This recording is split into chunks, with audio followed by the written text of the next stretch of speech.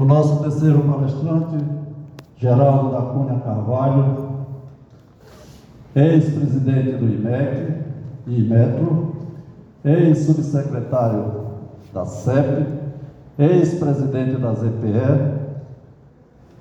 Quero agradecer a presença de todos aqui e vamos começar as nossas exposições, seguido dos nossos debates. Cada palestrante terá 20 minutos para sua palestra e a seguir nós vamos abrir para os debates. Vamos começar a nossa exposição de hoje com o Geraldo Cunha Carvalho.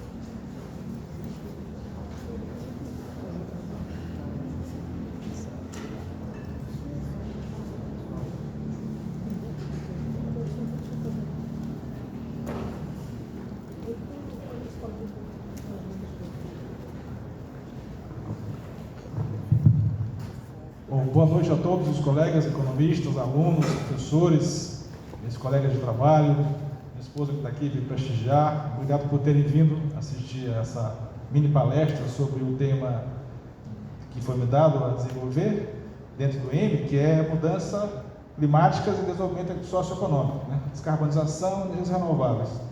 Esse é um tema que é muito atual, está muito em voga, todo mundo acompanha isso aí. O mundo precisa descarbonizar. Por quê? Porque está aquecendo. E para não aquecer mais, porque a gente não torre aqui dentro, tem que tirar o carbono da atmosfera. E o carbono, basicamente, 80% dele é vindo do petróleo. O petróleo é uma matriz mundial energética há mais de 100 anos, todo mundo sabe. Acho que a maior parte veio para cá num meio de transporte movido a petróleo, ou ônibus ou carro, a maioria. E é preciso que a gente consiga reduzir essa pegada de carbono para que a Terra deixe de aquecer, para que não fique inóspito viver aqui, né? Para que a gente consiga conseguir viver fora de ar-condicionado, enfim. Então vamos lá.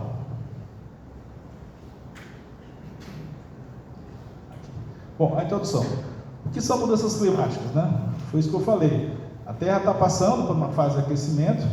A Terra tem, ao longo de, se você pegar uma série de milhares de anos, a Terra tem ciclos de aquecimento e esfriamento, é normal. Mas o que se vê nos últimos anos, no mundo, nos últimos, digamos, 50, 60 anos, é que a Terra está superaquecendo, né? Mostrando um gráfico daqui a pouco do Copérnicus, que é um observatório da União Europeia, com essa variação nos últimos 50 anos. Então a mudança climática, o climate change, como se fala em inglês, ela está acontecendo, é um fato, né? Não dá para negar, os dados mostram isso, são digamos, indiscutíveis, e algo tem que ser feito. Nós só temos uma casa para viver, que é a Terra. A gente não consegue ir ainda, né, ir para outro planeta, por enquanto. Então, temos que tentar manter nossa casa em condições de habitabilidade. Para isso, a primeira coisa é tentar definir qual é o problema, né? Uma das técnicas de solução de problema é primeiro identificar o problema, depois quantificá-lo e, por fim, propor soluções. Então, qual é o problema? É que é emissões de gases de efeito estufa, que, como eu falei agora há pouco, 80% disso vem da emissão de gases de petróleo. Se você já viu um carro novo, se você reparar no vidro em cima, do lado esquerdo, do lado do passageiro, tem o selo do Inmetro com a quantidade de gramas que aquele carro emite a cada quilômetro. Já repararam? Tem um selo do Procel assim, do vidro do lado esquerdo. Tem o consumo do carro e tem a emissão de carbono também. Aqui você pode imaginar que um carro que vai rodar 100 mil quilômetros, ele vai emitir alguns quilos de carbono. Você imagina 2 bilhões de carros que rodam na Terra. 2 bilhões. Uns mais que outros, uns mais poluentes, outros mais modernos. Os mais atuais têm tratamento contra a poluição, mas existe uma frota gigantesca que precisa ser, e não é só isso, tem as termoelétricas a carvão, tem o sistema as empresas geram efeito estufa com os produtos. Vou chegar nesse ponto. Bom, existem os ODS, né, que são os Objetivos de Desenvolvimento Sustentável da ONU. A imagem fica um pouco distorcida, mas são 17 objetivos, entre os quais água potável, alimento, tratamento de esgoto, reduzir a pegada de carbono, enfim, isso aí são objetivos que a ONU traçou para a Terra tentar alcançar, e um deles é evitar a emissão de gases de efeito estufa. É uma das metas das ODS. Bom, vamos entrar no tema aqui. Aquilo que eu falei agora há pouco, ó, esse aqui à esquerda é um gráfico do Copérnicus, aqui, ó, que é o Observatório da União Europeia, e ele pega uma série histórica de 1979 até 2005. Então você repara que a Terra vinha num clima, digamos, ameno, né?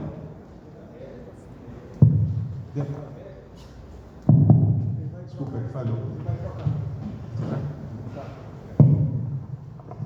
Bom, alô? Bom, e você percebe que a partir de 2000, ó, ele começa a ter fase de aquecimento. Ó, e esse ano deve chegar a 0,8 grau acima da média. Parece pouco, né? Só não é um grau, nada demais.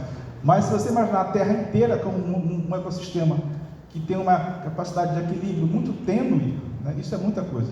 E o objetivo do Acordo de Paris, que foi traçado em 2015, é até 2050 evitar que chegue a 1,5 graus esse aumento aqui. Então a gente não conseguiu, está aumentando ainda. Se você reparar a série histórica, ela está evoluindo. Então se até em 2050 a gente não conseguir evitar isso aí, a Terra vai ficar um lugar complicado para viver. E daí porque tem toda essa preocupação mundial com relação à mudança climática, né? Isso traz impactos socioeconômicos, traz pelo menos temperaturas, há eventos climáticos extremos, o impacto na agricultura e segurança alimentar, e há um deslocamento populacional. Esse aqui é um gráfico de fluxos migratórios que eu peguei recente. Você repara que as pessoas migram em busca de várias coisas, não é só de fugir do calor, mas também em busca de emprego, de qualidade de vida, de segurança, de liberdade, por aí vai. Você repara que é uma busca por países desenvolvidos, ó, aqui do Brasil para a Europa, do Brasil para a América, da África para a Europa, do centro da Ásia para a Europa, para a Austrália, né? Isso também, o clima também influencia isso aí, porque um lugar que fica inóspito e você não consiga plantar, não consiga promover a agricultura, as pessoas vão morrer de fome, nós temos que sair de lá, né? Você queira morrer, isso não acontece. Então, o clima ele influencia a economia, a população, a agricultura, a oferta de água, uma série de coisas. E isso é uma preocupação mundial.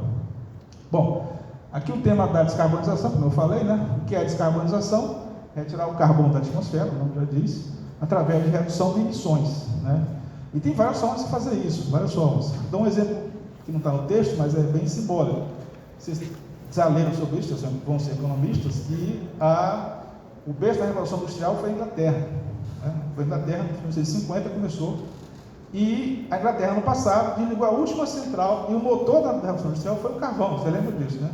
O motor lá de James Watts. E ano passado a Inglaterra desligou a última central termoelétrica a carvão. Ela conseguiu acabar com a emissão de carvão, o uso de carvão, como combustível para termoelétricas. E a Austrália acaba esse ano, como eu falei agora. Vários países também estão nesse caminho para desligar as termoelétricas, porque o carvão é o pior de todos. O petróleo é o mais abundante, mas o carvão é de longe o mais poluente. Tem um componente, como ele é barato, muitos países usam ele há dezenas de anos para produzir energia. E ele é muito poluente, extremamente poluente, né? Aqui em São Luís tem uma termoelétrica, para quem não sabe, tem a carvão, né? Fica lá na zona da Vila Maranhão, e ela usa uma tecnologia mais moderna e ela não funciona todo o tempo, né? É uma termoelétrica da Eneva, que foi da época da OGX do Eike Batista. Ela hoje é um no-break, ela está lá, é disponível para, se precisar botar energia, ligar ela. Ela é carvão. Só que ela tem um sistema mais moderno que ela consegue captar filtrar a maior parte das impurezas, né? Então, mesmo quando liga ela, não tem aquela poluição absurda que você vê nas estações antigas. Bom, quais os benefícios da descarbonização? Aqui embaixo. Você tem a redução da dependência de utilização de fontes fósseis, falei, carvão e petróleo, a limpeza da matriz elétrica e energética do mundo, a preservação de ecossistemas e diminuição dos impactos ambientais, a redução de danos à saúde humana e das ameaças à segurança alimentar, redução das emissões de GE, gases de efeito estufa, de maneira rápida para combater o aquecimento global, o uso de energias renováveis e tecnologias de captura de armazénico de carbono, CO2, o incentivo ao uso de tecnologia e soluções inovadoras nos processos produtivos, e, por fim, a garantia de bem-estar para a sociedade, melhor qualidade de vida, né? Quem aqui já esteve numa garagem fechada com um carro antigo, um Fusquinha, por exemplo, você percebe aquele cheiro muito forte. Hoje não tem mais isso, mas antigamente, você deve lembrar, era um cheiro fortíssimo de gasolina. Hoje as reduções de emissões é menor. Mas aqui existem milhões de carros que rodam naquela tecnologia. Agora, há pouco eu vindo para cá, tinha um caminhão na minha frente com um nível de poluição que esse carro é criminoso, está poluindo o ambiente de uma maneira absurda, um caminhão antigo, né? Então, realmente, essa mudança da matriz energética é muito importante para reduzir a descarbonização. Bom, aqui, ó, esse gráfico aqui, esse gráfico aqui é a matriz brasileira de energia. É as fontes que geram energia para o Brasil. O Brasil, existe um quadro, que quiser ver na internet, a ANEEL disponibiliza um quadro que é, em tempo real, o consumo do Brasil, naquele minuto, por fonte. Você põe lá, ANEEL, geração de energia. Bem interessante. É cada minuto. Mas, grosseiramente, o Brasil é um país que ele consome, digamos, vamos dizer 100, para ficar redondo, 100 megawatts, 100 gigawatts de energia, um dia assim plano, uma produção ligada, e nossa capacidade de produção está em 250 hoje. O Brasil hoje tem 2,5 vezes mais capacidade de gerar energia do que consome.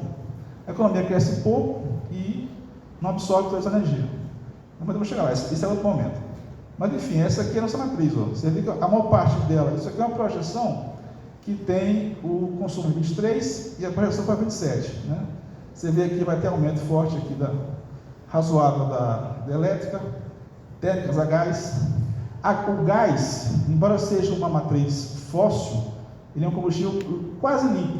A Espanha admite o gás como combustível renovável, porque tem um índice de particulariedade muito baixo, né? Ele queima quase por completo. Então, muito embora seja o gás, seja uma parte da exploração do petróleo, ele tem uma queima homogênea. Então, o gás é tido como combustível, digamos, fóssil, mas aceito. O Brasil tem hoje várias térmicas a gás. Tem um Maranhão grande, Santo Antônio dos Lopes, para quem não sabe, é uma termoelétrica da mesma Eneva, tem essa térmica aqui em São Luís, e ela usa o gás de vários postos da região. Essa térmica hoje lá, ela é capaz de produzir 1,9 giga. Ela é muito grande, tem uma capacidade enorme de produzir, mais do que o Maranhão consome, né? E ela é gás, de vários postos da região. A eólica, são os movimentos de energia dos ventos. Tem muito no Ceará, no Rio Grande do Norte. Tem um parque eólico no Maranhão, em Paulino Neves, uma empresa chamada Unega Energia. Desculpa, agora chama Serena.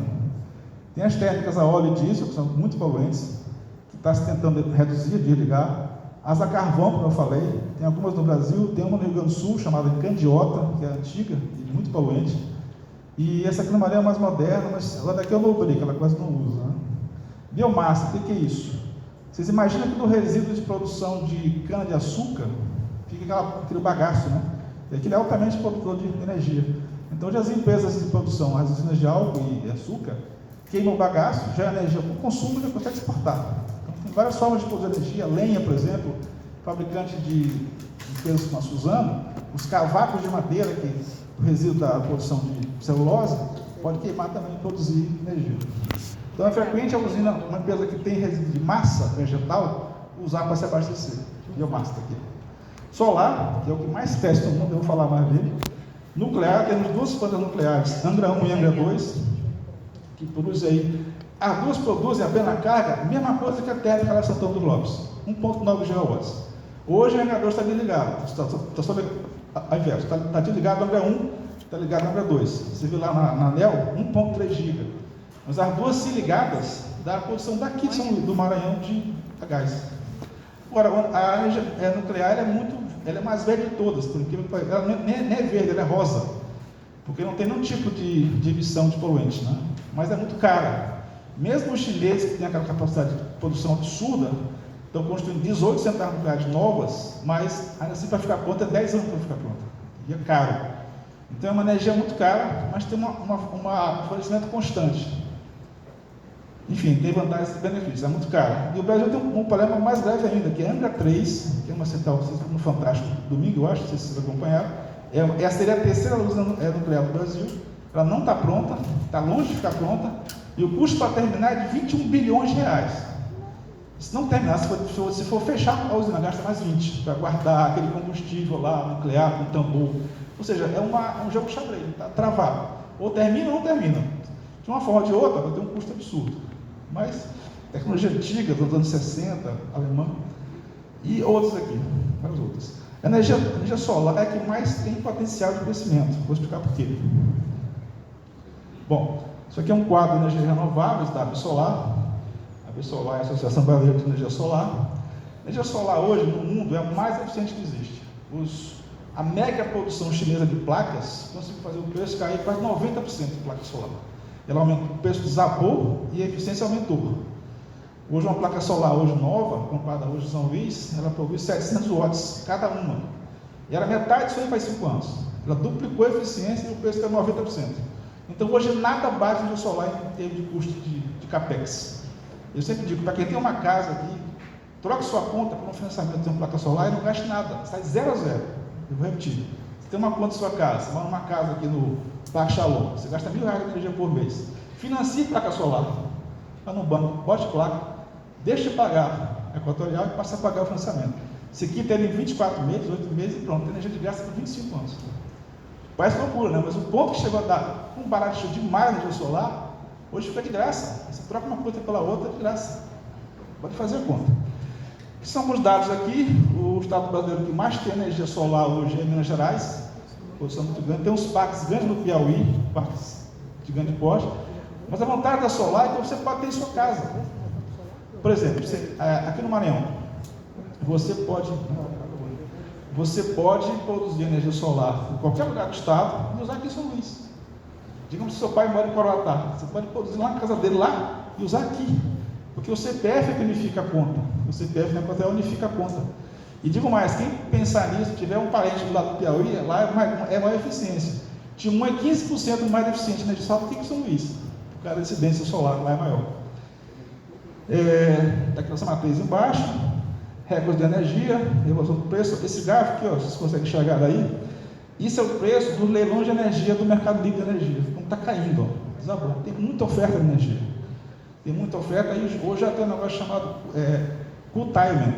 Curtailment tem tanta energia em certas horas do dia que a ANEEL é obrigada a cortar o fornecimento de alguns parques do Ceará e solares.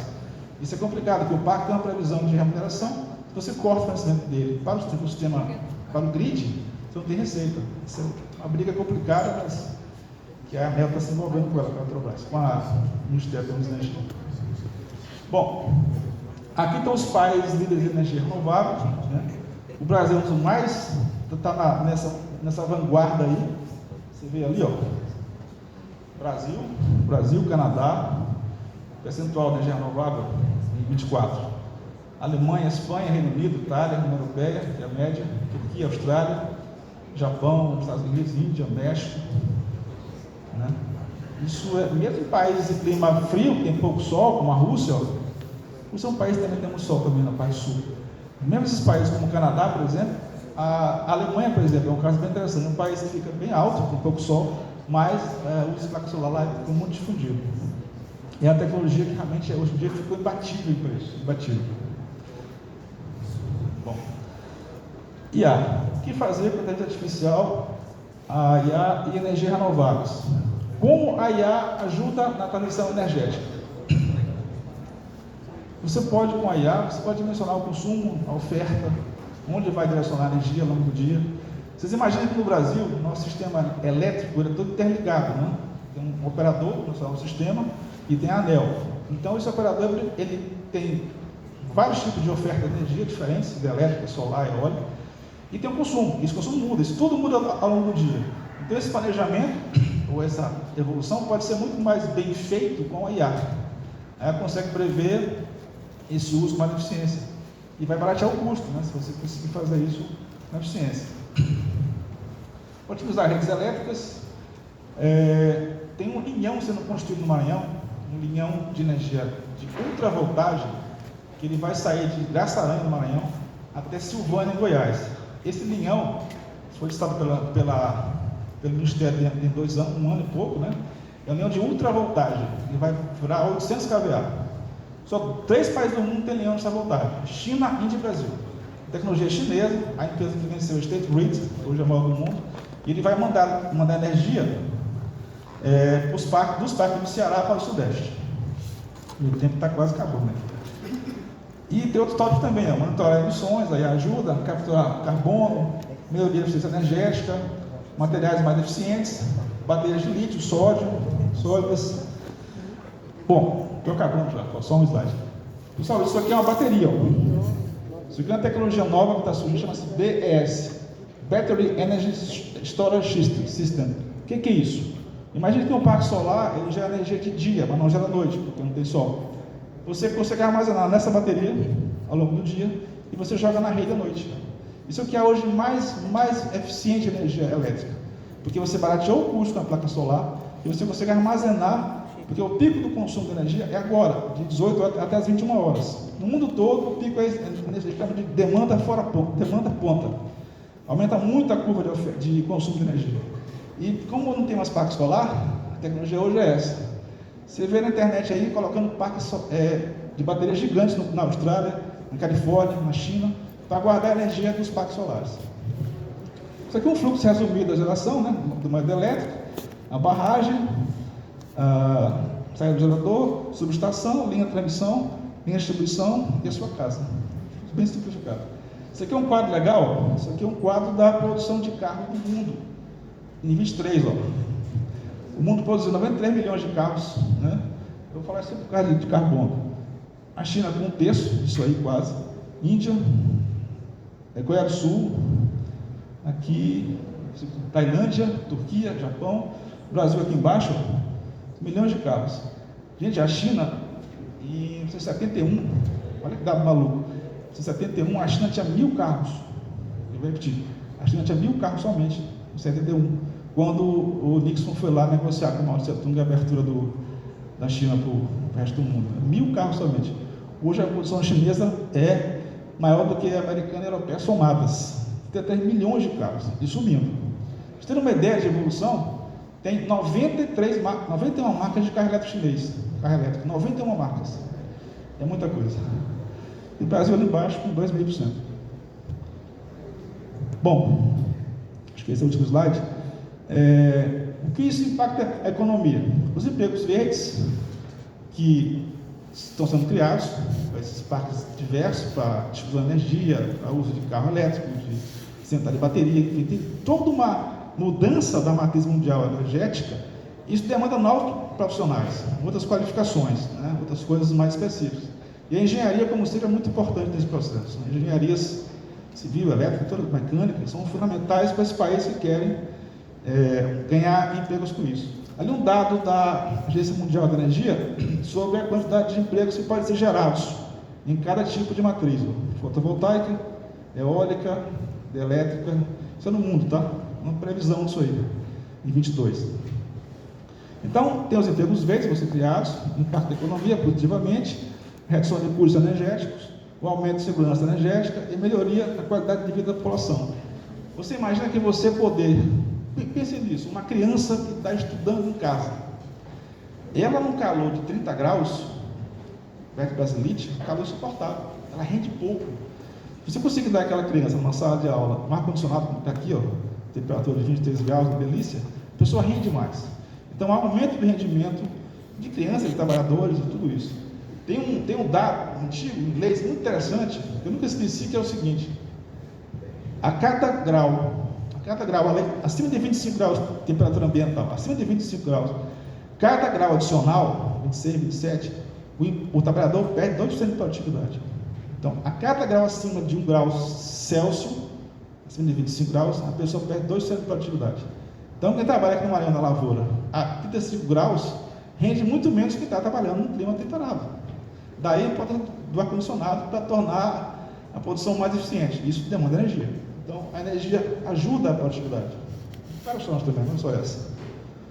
E, por fim, a importância na luta contra a mudança climática, o papel crucial das energias renováveis, tecnologia e a necessidade da ação coletiva de futuro sustentável. Cabe a cada um de nós fazer um pouquinho e tentar reduzir a emissão de carbono, tentar que a Terra fique menos quente, para a gente conseguir viver com mais conforto no futuro. Muito obrigado, uma boa noite.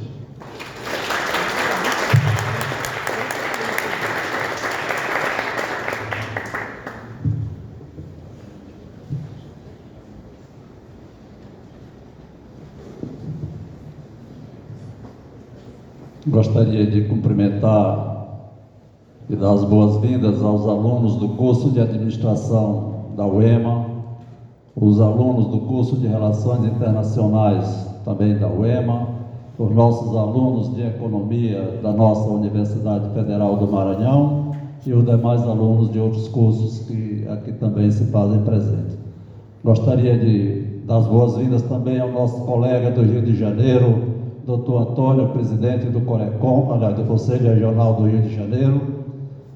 Leve o nosso abraço aos nossos colegas de lá.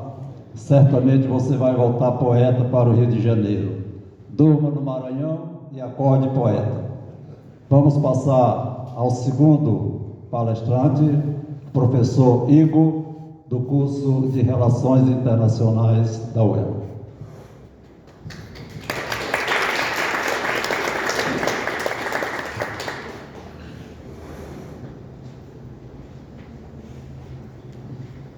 Bom, boa noite a todos e todas. Eu queria agradecer pelo convite, a gentileza do convite, agradecer a composição da mesa também e dizer que estou muito feliz, né, por estar aqui debatendo com vocês nesse tema que é tão importante, num evento que também, né, tem a sua importância.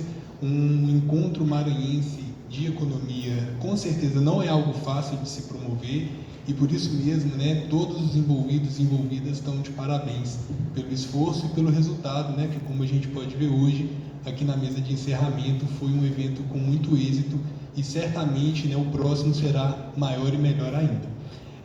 Para a discussão, né, para o encontro maranhense aqui para a mesa de mudanças climáticas e desenvolvimento socioeconômico, eu, como da área de relações internacionais, pensei em trazer um pouco, né, sobre a relação que se tem sobre o comércio internacional e a questão das mudanças climáticas. Então, basicamente, né, a gente vai passar um pouco pelo sistema internacional, ou seja, em qual mundo estamos vivendo hoje, né?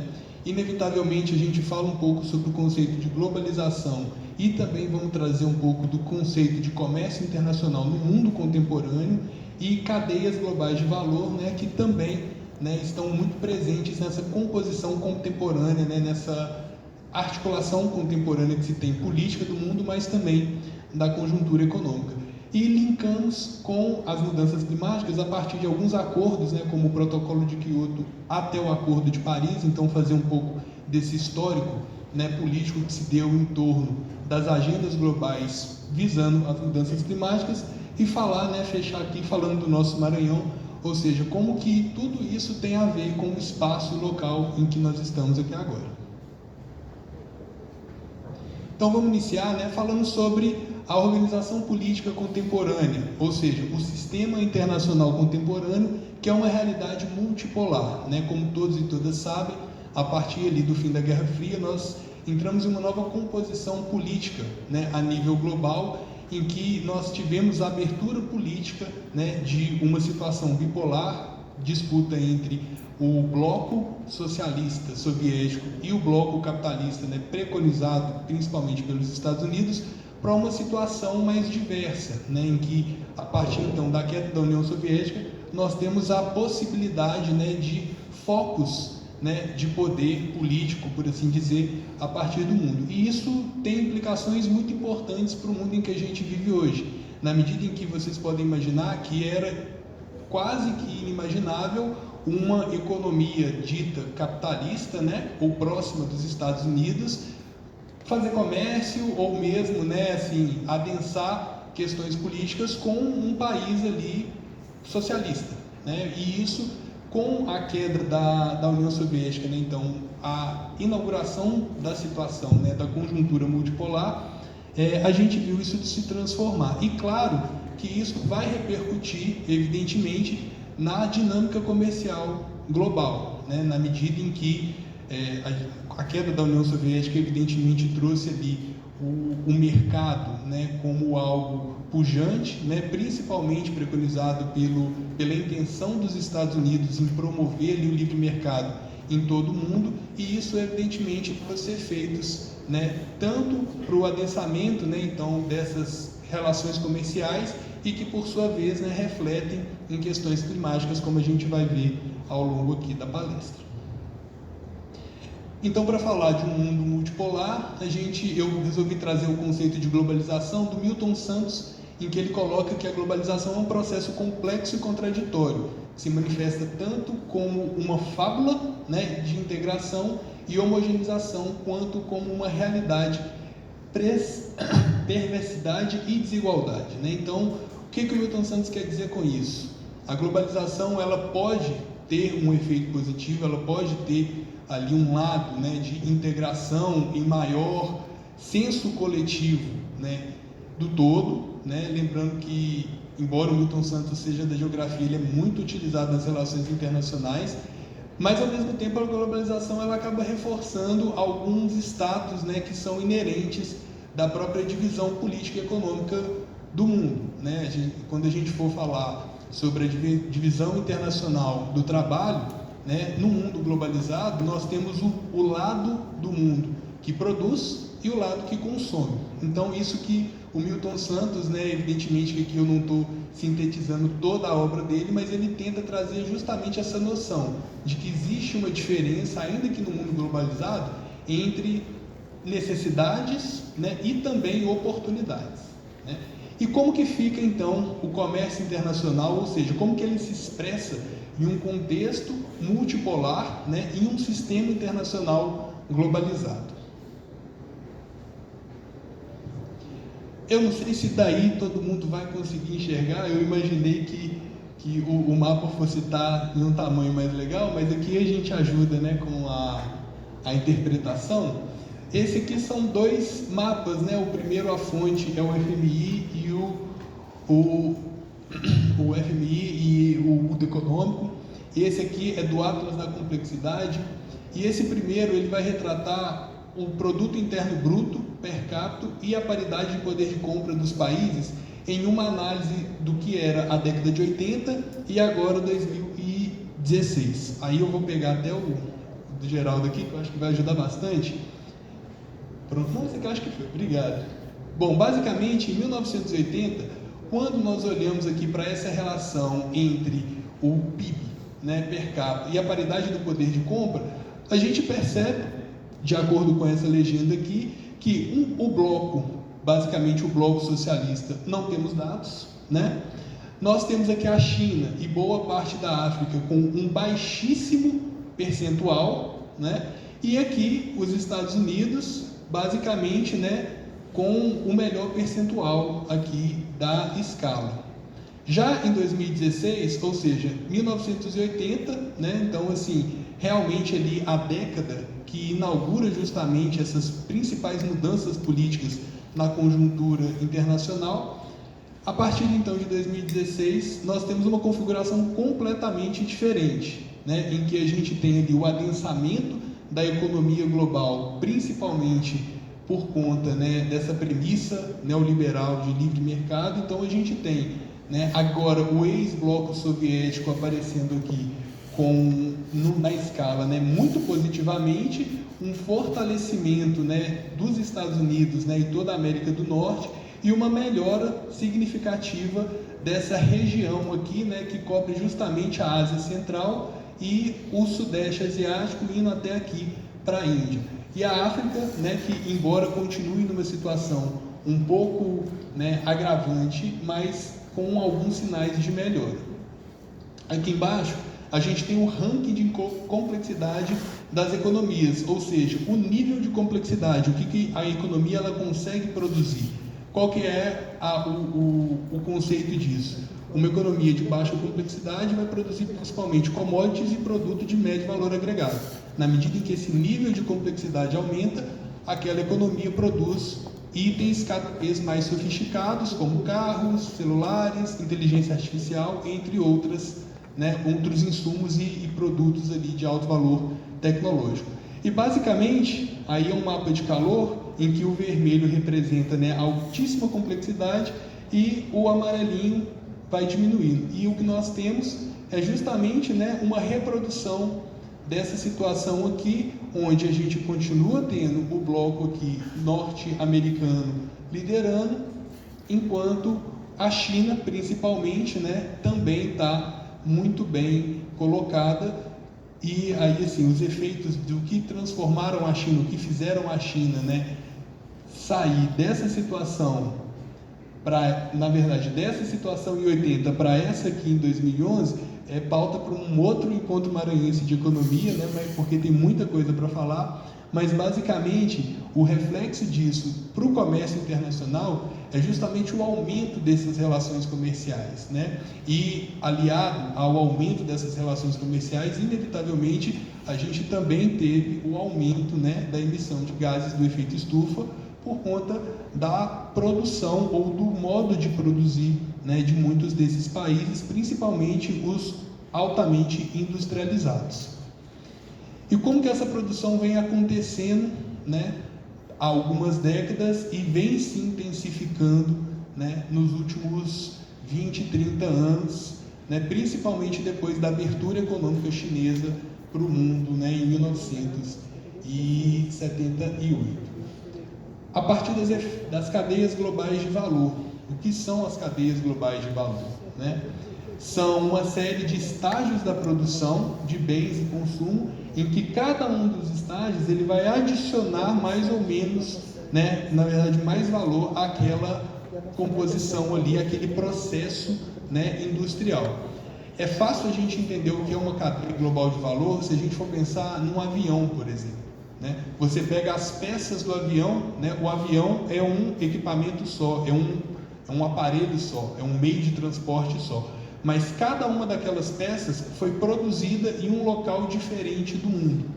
Isso é que dá o senso da cadeia global de valor, em que você tem uma integração do processo produtivo, né? Muitas vezes baseado em um lugar, mas os componentes daquele processo produtivo, eles estão espalhados.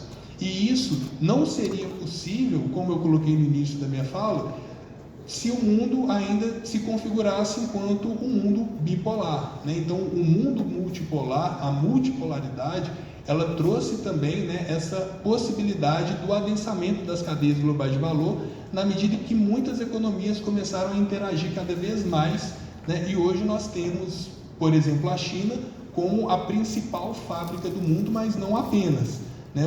Se a China antigamente ela só reproduzia uma tecnologia e exportava aquela tecnologia ainda dita de segunda linha, hoje a China, com o DeepSeek, entre outros exemplos, lidera, né, justamente essa fronteira do conhecimento tecnológico.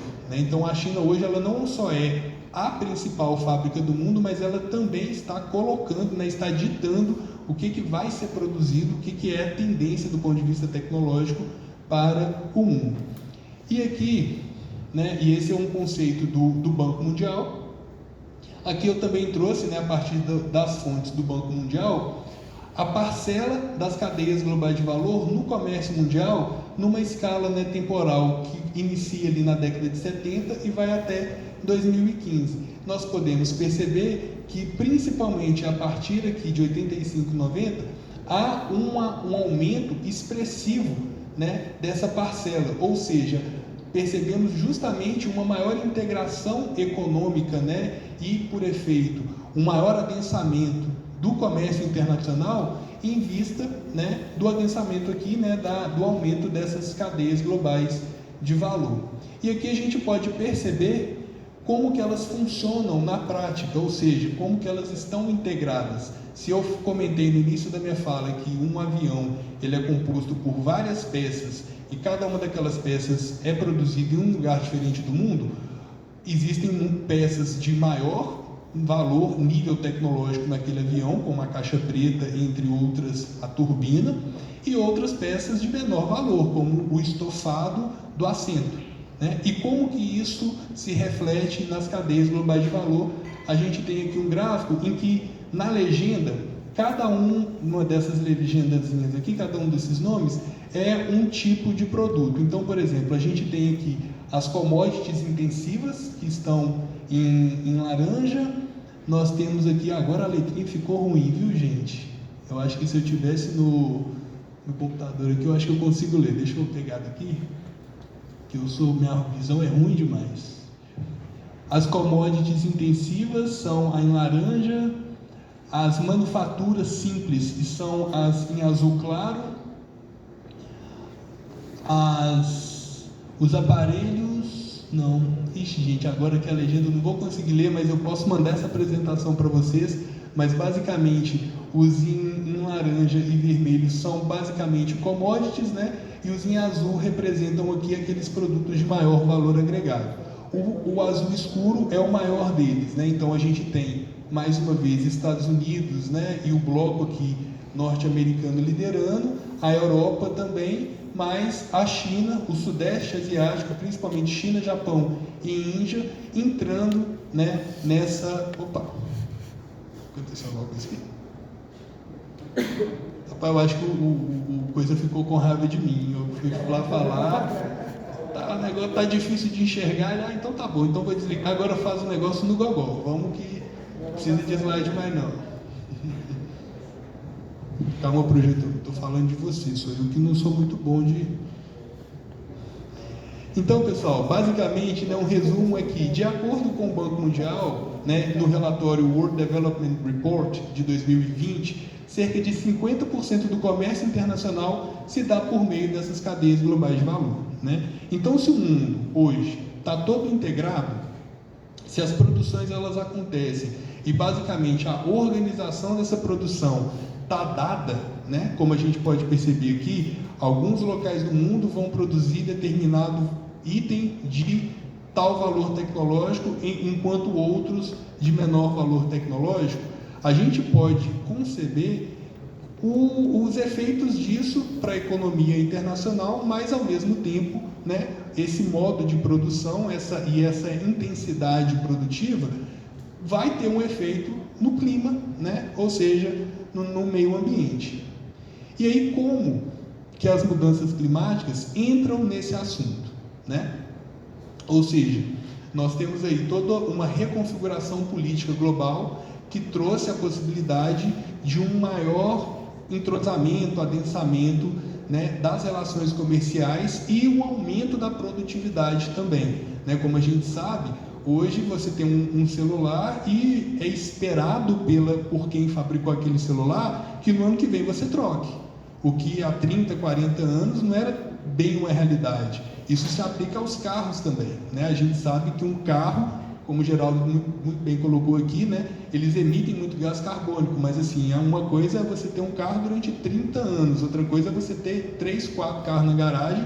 Por quê? Porque aquele modelo já não está valendo mais, aí você tem um dinheiro, você compra outro, ou se você troca, enfim, né? O consumo vem aumentando bastante também e, evidentemente, isso gera efeitos, né, climáticos, e a gente vai entender aqui, então, como que o mundo vem, né, tentando se articular para poder minimizar ou, pelo menos, né, observar essa situação e tentar fazer alguma coisa. E aí eu trago para vocês, basicamente, o que foi, né, esse caminhar do mundo, ou seja, dos governantes, né, dos representantes globais, desde a primeira vez em que eles realmente sentaram numa mesa de negociação de maneira séria para poder discutir e tentar propor uma resolução para aquilo, né, um plano de ação a nível global, até a última rodada de negociações do ponto de vista, assim, as negociações elas acontecem todo ano, mas a última rodada em que se reformulou ou que se colocou ou que se atualizaram, né, algumas das metas para esse acordo dar certo. Então a gente inicia com o protocolo de Kyoto, né, alguns devem conhecer, ele foi no finalzinho da década de 90 e entrou em vigor em 2005, né? A partir de 2008 ele tem a sua fase de implementação, e aí talvez seja interessante trazer o processo que é para um país, né, entre assinar um acordo internacional, né, ratificar aquele acordo e colocar ele em prática. Como a gente sabe, né, a partir do momento em que o Brasil assina qualquer acordo internacional, aquele acordo ele não passa automaticamente a valer no nosso território. Ele precisa passar pelas duas casas, né, pelo Congresso Nacional. Na medida em que ele é aprovado ali, aí sim aquele país entrou, né, no acordo. E aí por isso existe um tempo entre o dia da celebração daquele acordo, daquela cúpula, e efetivamente a implementação daquele acordo pelos países participantes daquela cúpula. E isso é observado, né? Muitos acordos, por essa observação, eles acabam não dando certo, porque na hora o país vai lá, o presidente assina e aperta a mão dos outros presidentes, mas na hora de discutir aquilo internamente, muitas vezes o tempo de discussão, né, ele não é favorável para a efetividade daquelas metas que foram propostas.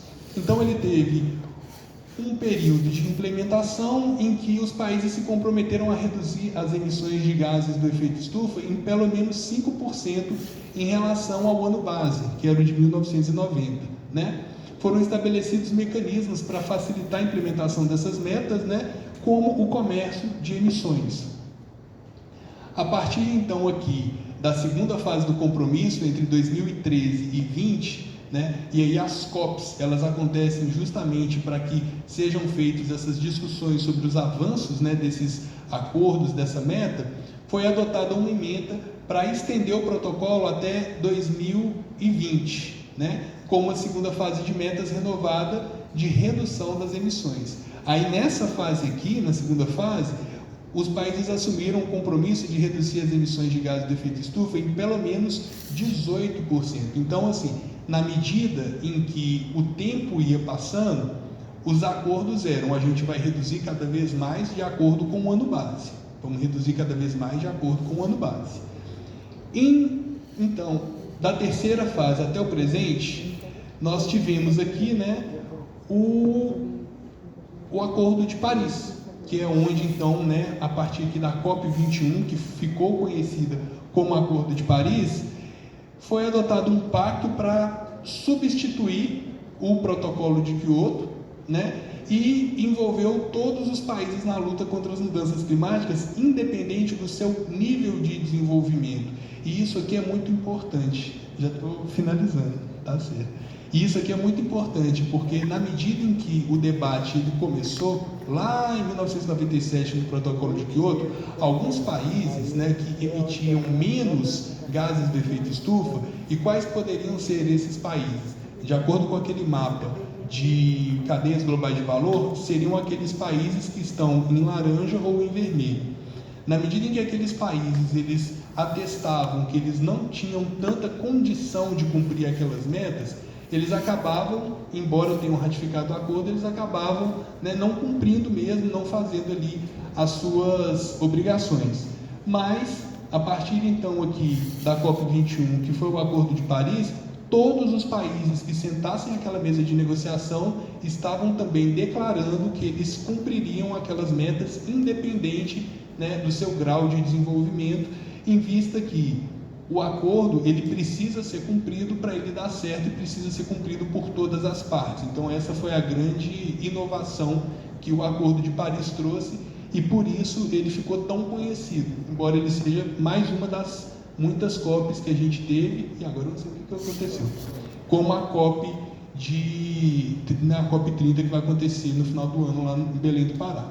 Então, o texto ele manteve o compromisso de reduzir a zero as emissões de gases de efeito estufa até 2050 e propôs o limite, né, para o nível de aquecimento global de pelo menos 2 graus, que é o que era, para 1,5, como hoje a gente conhece. E aí, só para a gente avançar aqui mais rapidamente, né, a urgência pela atenuação da geração de gases de efeito estufa exige a cooperação multilateral e ações concretas que objetivem o alcance desses resultados a curto, médio e longo prazo. Não basta você fazer um acordo agora e, se o acordo é até 2050, você precisa projetar suas políticas, organizar as suas políticas públicas para que as políticas consigam ser convergentes à meta estabelecida, né? Em função disso, contemporaneamente, a comunidade internacional tem se debruçado sobre o tema, mas os avanços, infelizmente, não são tão significativos. O relatório do Programa das Nações Unidas para o Meio Ambiente, né, que é o relatório Lacunas das Emissões, revelou que as emissões anuais de gases de efeito estufa não foram suficientes, né, não foram reduzidas pela metade até 2030. E dificilmente nós vamos conseguir manter o que foi acordado, né, em 2015 no Acordo de Paris. Aí, nesse sentido, é imperativo buscar alternativas sustentáveis para a redução desses gases, uma vez que a produção e o ritmo de crescimento do comércio, ele vai na contramão dessa meta, né? Porque são mais carros sendo produzidos, né? São mais equipamentos que emitem os gases de efeito estufa sendo produzidos e as metas ficando em segundo plano. Então, a transição para matrizes energéticas sustentáveis ou renováveis é imprescindível.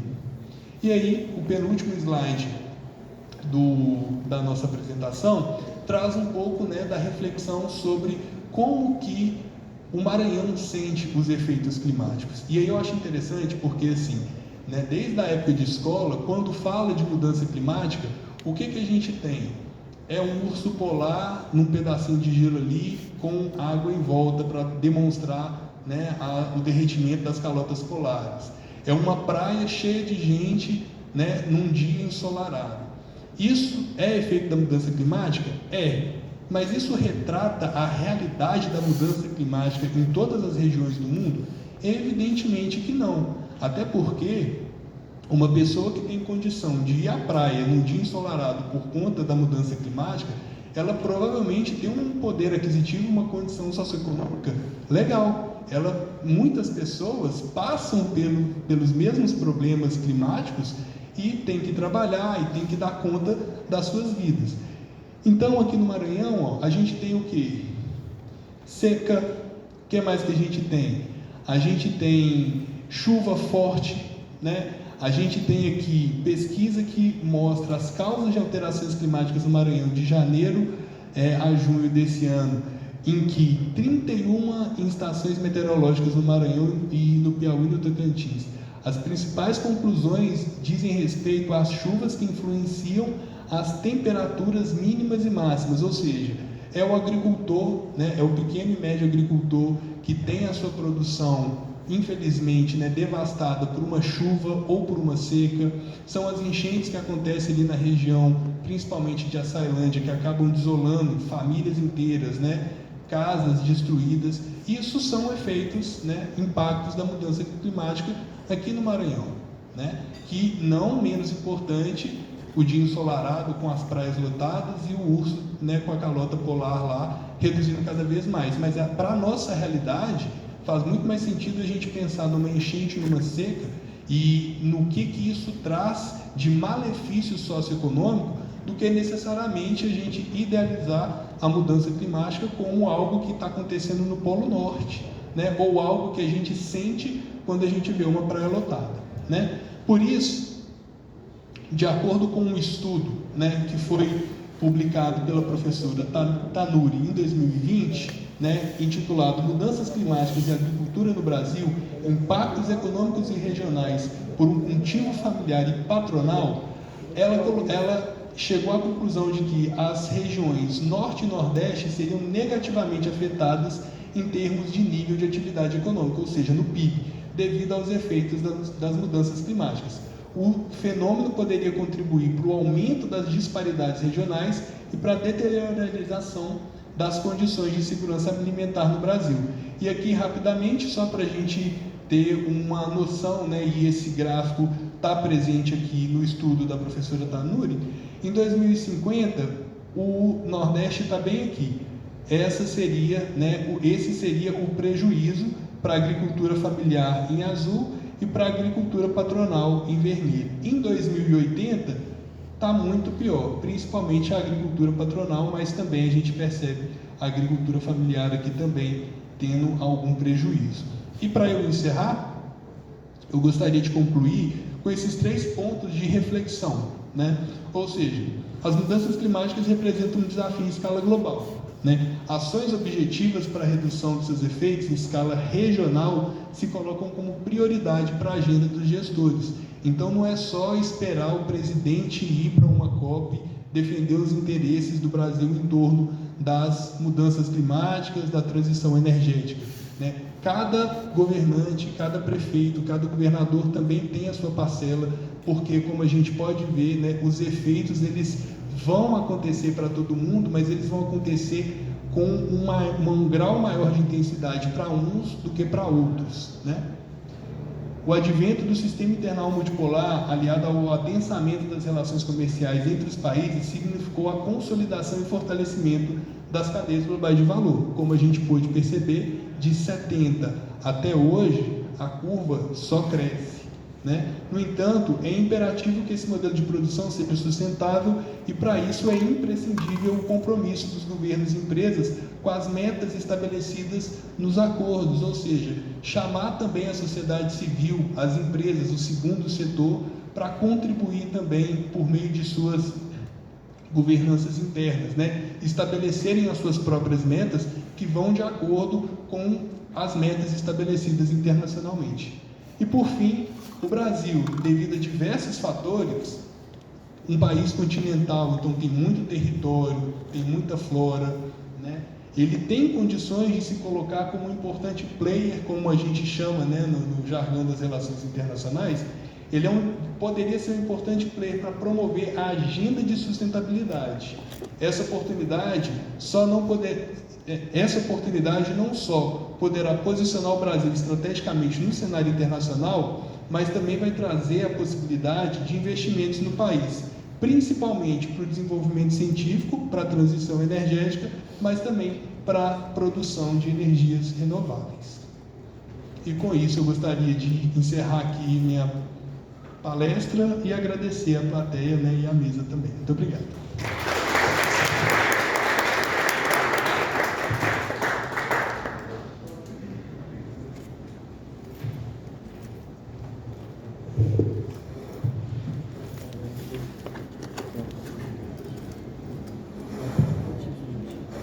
Gostaríamos de agradecer também a presença do IMESC, na pessoa do seu diretor, o professor Dr. Rafael. Para finalizar as nossas apresentações, passo a palavra para a professora Luane.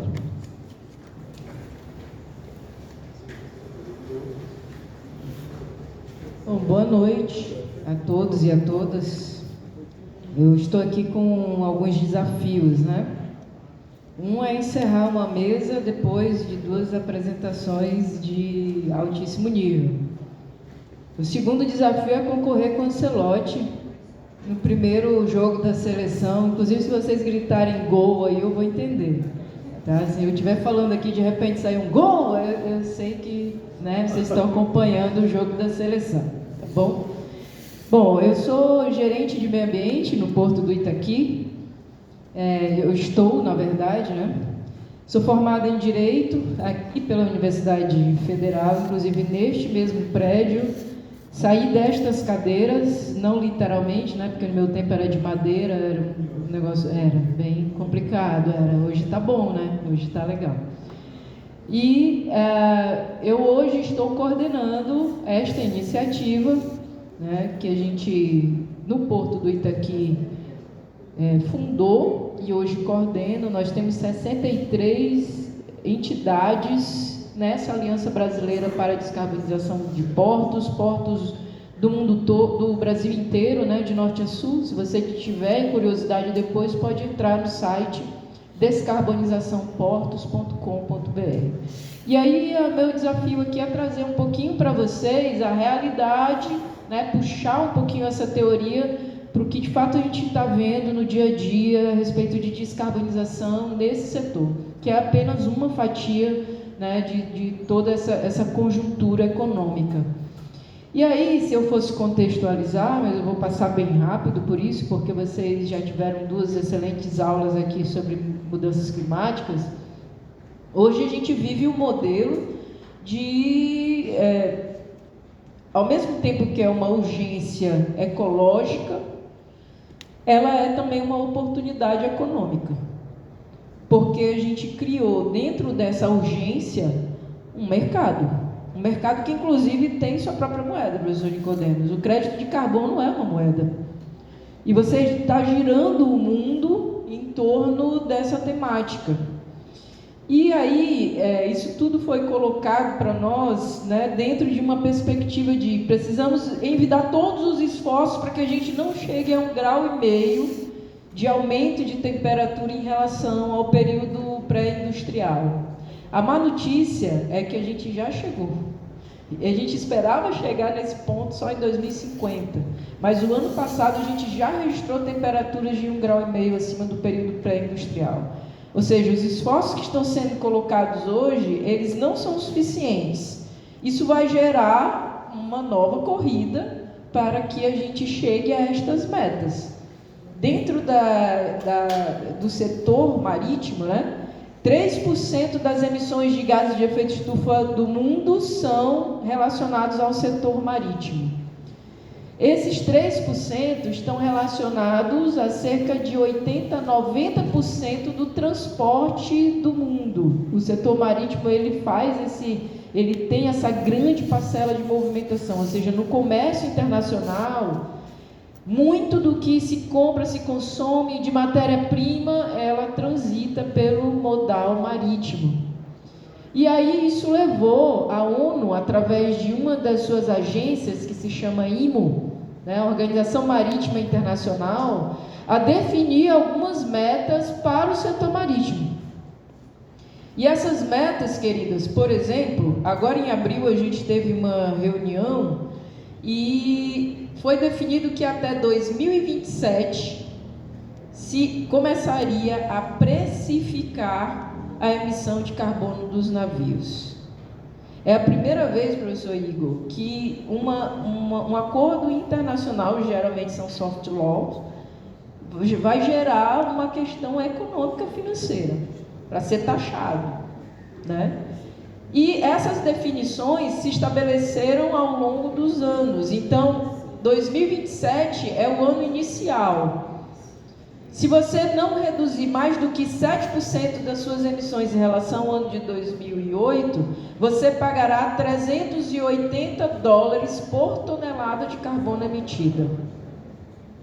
$380, Geraldo. O crédito de carbono no mercado, o mais caro que já se viu, está a $80. E a taxa da IMO será 380. Imagina o impacto que isso vai ter no mercado internacional, no frete das mercadorias. Então isso gera uma corrida de navios e portos para reduzir as emissões, porque senão a gente vai chegar ao patamar de que esses valores vão começar a impactar o comércio mundial. Eu fiz uma conta de padaria e o professor Geraldo falou aqui que um veículo ele emite algumas gramas, né, professor, de gases de efeito estufa. Quanto vocês acham que o Porto do Itaqui emitiu de gases de efeito estufa no ano de 2022, que é o nosso ano base? Valendo. Quem dá mais? Pode chutar, gente. Vocês acham que foi quanto?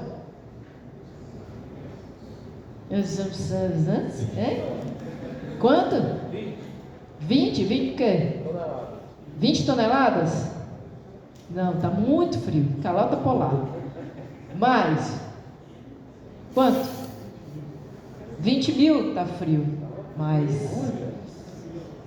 Não, também não me quebra, Geraldo. 1 milhão de toneladas, misericórdia. Eu entregava meu cargo amanhã mesmo e ia embora, porque eu não dava conta, né?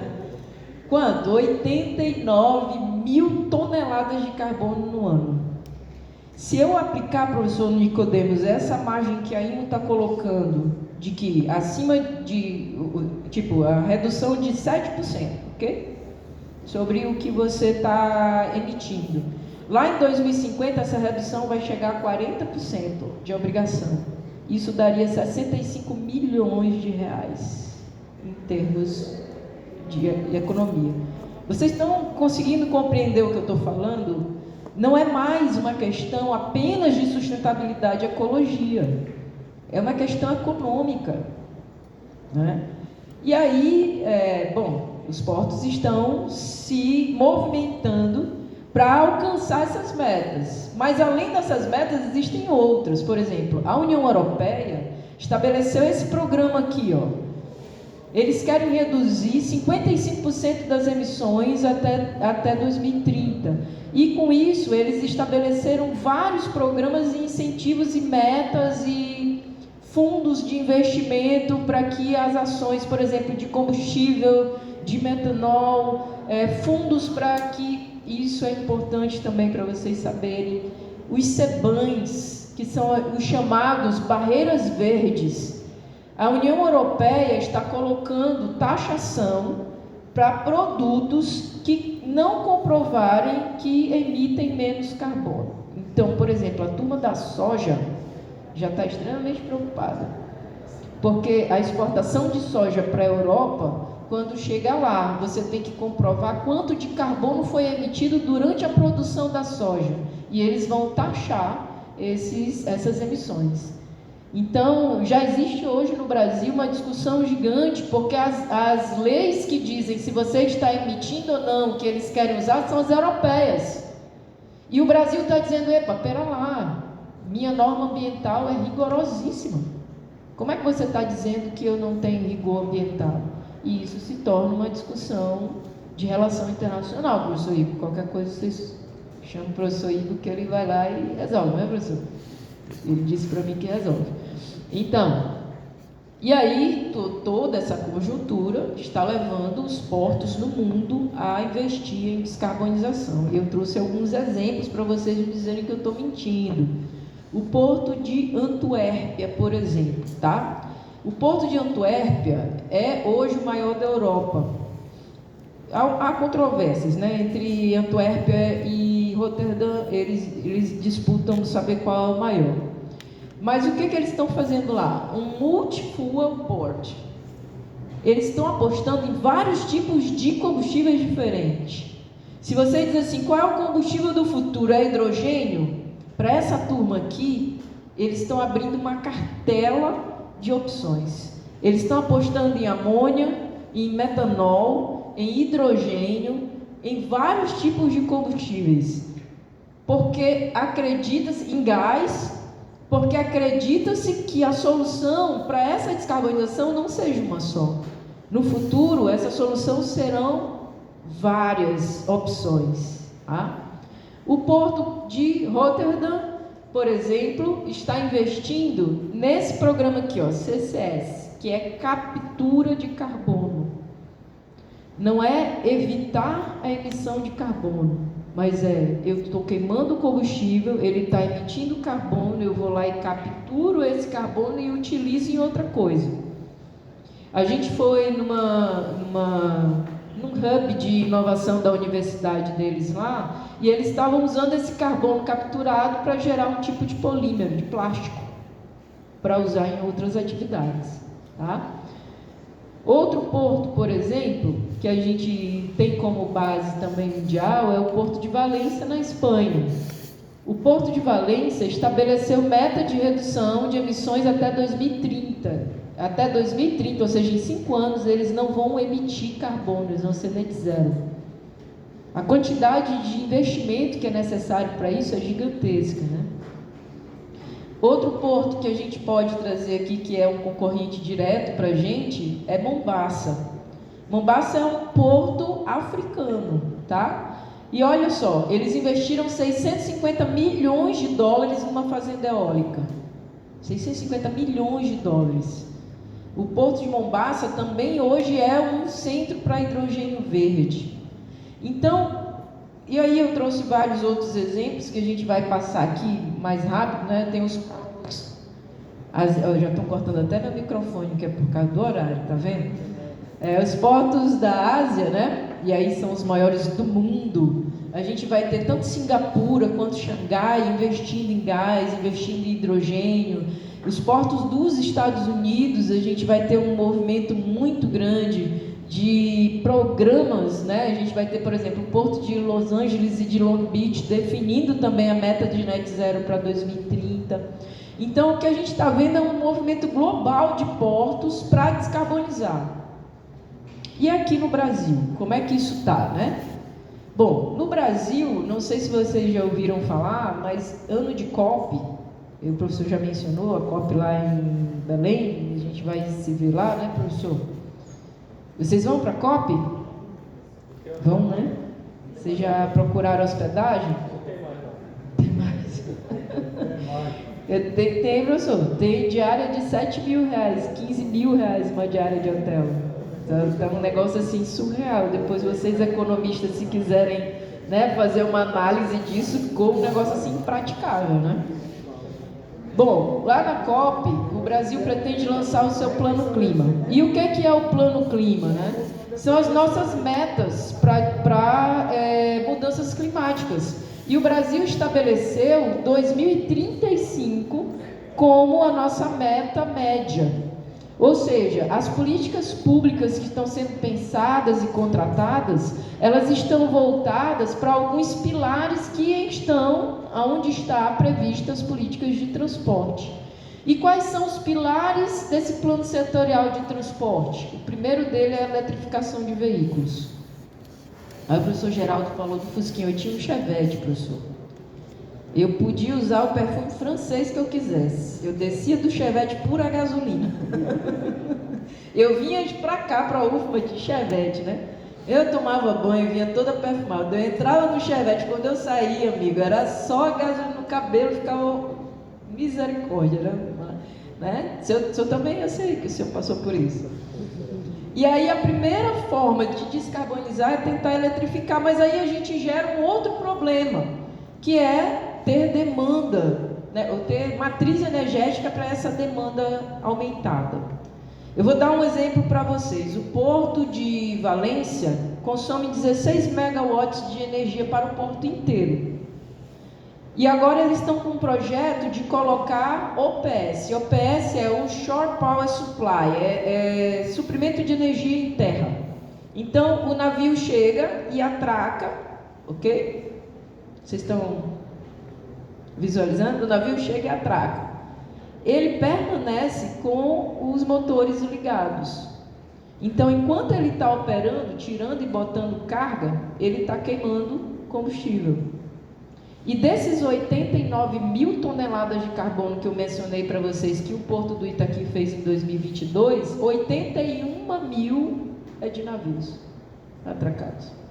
O resto é ferrovia, rodovia, terminal. 81 mil, 90 e tantos % é de navio. Então, o que é o OPS? É uma tomada. O navio encosta, a gente tem uma tomada de terra e ele conecta na tomada do porto e desliga as máquinas dele. Uma solução parece simples, não é? Sim? Caminhão frigorífico é assim. Os aviões também são assim. Vocês sabiam? Os aviões, quando ficam aguardando, eles também têm o Shore Power Supply. Só que o Porto de Valência faz 16 megawatts de energia para todo o porto. Cada OPS que eles instalam é mais 16. Ou seja, cada OPS instalado dobra a demanda energética do porto inteiro. Um navio equivale a quase todas as atividades que são realizadas dentro do porto. E aí isso gera um problema. Vamos eletrificar, mas como? Cadê nossa matriz? Cadê o que o Brasil tem planejado para construir essa oferta de energia, né? 2. Eletrificação da infraestrutura. Se você for na Europa, se você tiver essa grande oportunidade, lá você já vê os trens que fazem o transporte entre cidades elétricos. Mas para os trens serem elétricos, a rede tem que ser elétrica. Os trilhos têm que ter eletricidade. Então, não adianta a gente querer descarbonizar se a nossa infraestrutura não está preparada para isso. Outro, combustíveis sustentáveis. A gente está agora tentando implantar no Porto do Itaqui caminhões a GNL, a gás. O professor falou muito bem. A Gasmar implantou uma distribuidora em frente ao porto e vem o gás natural liquefeito, né, da fábrica da Eneva, inclusive a Gasmar tem a parceria com a Eneva. E qual é o grande gargalo? Aonde esses caminhões vão abastecer a gás? Se o caminhão sai daqui, vai até Balsas para pegar a soja, aonde tem postos nesse caminho? Não tem. Então, como que a gente discute combustível se a gente não discute infraestrutura? Tá? Outros pontos que a gente também trata, né, dentro desse plano clima, são a eficiência operacional, e aí não é só investimento, a gente pode ter uma otimização da operação, limitação de emissões atmosféricas com a captura do carbono, que eu falei para vocês, e um equilíbrio dessa matriz de transporte, sair um pouco do rodoviário e tentar fazer navegação de cabotagem e outros temas, tá? E aí, a gente vai ter tanto a ANTAC quanto o Ministério de Portos estabelecendo algumas metas para que, dentro do Brasil, os portos consigam se adequar a essa realidade internacional. Mas qual é o grande desafio? Esse estudo da ANTAC foi feito em 2003 e aqui mostra a realidade. Os portos privados, 65% dos portos privados já calculam as emissões de gases de efeito estufa, dos portos privados, certo? Os portos públicos, só 19%. Ou seja, a maior parte das nossas estruturas públicas ainda nem começaram a mensurar quanto que emite. Não sabe. Imagina se adaptar. E aí vamos fazer aqui um cálculo mental.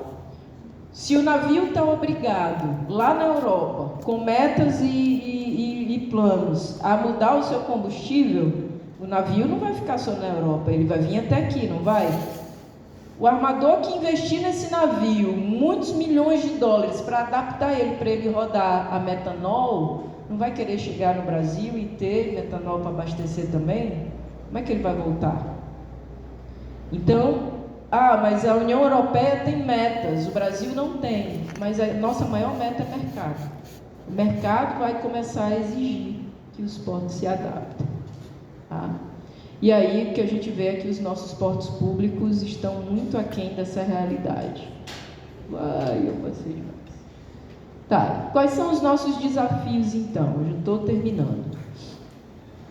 Primeiro, a gente tem uma dependência gigante de combustíveis fósseis ainda. Tanto para navegação quanto para rodovias, como eu falei, né? O diesel é um grande vilão. E recentemente um porto no Rio de Janeiro conseguiu importar HVO. HVO ele é um combustível sintético que emite 90% menos de carbono. Já tem no Brasil? Não. Eles tiveram que trazer dos Estados Unidos. Qual o valor desse combustível? 3 vezes mais do que o diesel e o bunker comum. Então, como que você quer incentivar políticas de descarbonização se o custo está muito alto? A conta não fecha. Outra questão, a gente tem uma infraestrutura inadequada para a eletrificação, que foi o que eu comentei há pouco, né? Como eu vou dobrar a minha demanda energética se eu não tenho quem me forneça isso? Como eu vou implantar um OPS no porto e passar de 16 para 32 megas se a Equatorial ou outras empresas não conseguem me dar essa demanda energética para eu ofertar para os navios? Necessidade de incentivos governamentais. Por que a União Europeia avançou tanto? Porque eles estabeleceram metas, mas criaram fundos. E aí eu fiz uma pesquisa com os portos da Aliança, professor Igor, e eu fiz 2 perguntas para eles. Eu fiz várias, na verdade, mas 2 eram capciosas, a lá professora de graduação, né? Aquelas que a gente bota assim na prova só para... Vocês conhecem? Aquelas perguntas capciosas, né? E aí eu perguntei assim para eles: vocês fazem alguma ação de descarbonização? E 86% dos portos disseram sim, fazemos. Aí a segunda pergunta foi: você já acessou algum fundo de investimento para descarbonização? 1% disse sim, acessei algum fundo para descarbonização. Qual é a conclusão disso? Os portos estão fazendo com recurso próprio. E quando você faz com recurso próprio, você compete com o berço que tem que construir, com a rodovia que tem que ser feita, com o galpão que vai ser instalado, que são coisas que dão retorno mais rápido. É por isso que não sai a descarbonização. E por fim, a gente precisa de metas, né? A gente precisa que seja estabelecido internamente quando e quanto a gente tem que descarbonizar. Enquanto ficar na voluntariedade, faz quem quer, da forma que quer. Tá? E aí o cenário, então, né, resumindo, é bem esse aqui. A curto prazo, a gente vai ter uma adaptação regulatória com essas políticas de taxação. E eu estou falando de coisas de 5 anos. Em 5 anos, a gente vai começar a taxar a emissão de carbono na navegação. A médio prazo, isso vai gerar uma mudança de combustível. Ou seja, vem a taxação, os navios correm para substituir a sua fonte, a sua matriz energética. E isso vai gerar, a longo prazo, operações totalmente descarbonizadas, não só para navios, mas também para portos. Eu estou falando de uma mudança em coisa de 20 anos. 20 anos fazem que eu saí desses bancos. Devia ter dito isso, olha, falei minha idade, né? 20 anos passa correndo. E para quem trabalha com infraestrutura, que tem que planejar, que tem que construir, 20 anos é quase nada. O planejamento precisa existir, né? E em que patamar nós estamos hoje? Então, a solução é pensar uma infraestrutura resiliente, capacitar os nossos profissionais, não só os de meio ambiente. A gente vê dentro dessas discussões muita gente da área ambiental, mas é preciso ter o pessoal da engenharia, o pessoal da economia, o pessoal da administração. Todo mundo tem que estar discutindo esses temas, né? A gente tem que apostar em tecnologias e em parcerias, porque sem a troca e a comunicação de informação, a gente anda mais devagar. É por isso que a aliança existe, é por isso que a aliança foi criada, e quem criou essa aliança fomos nós aqui no Maranhão.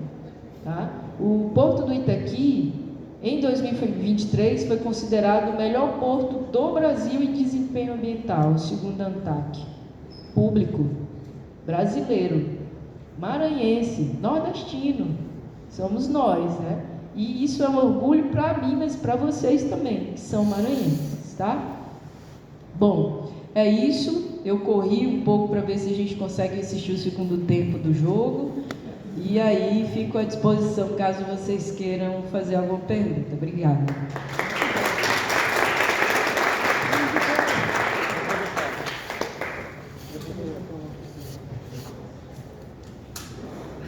Estamos abrindo agora para questionamentos, perguntas, complementações, etc.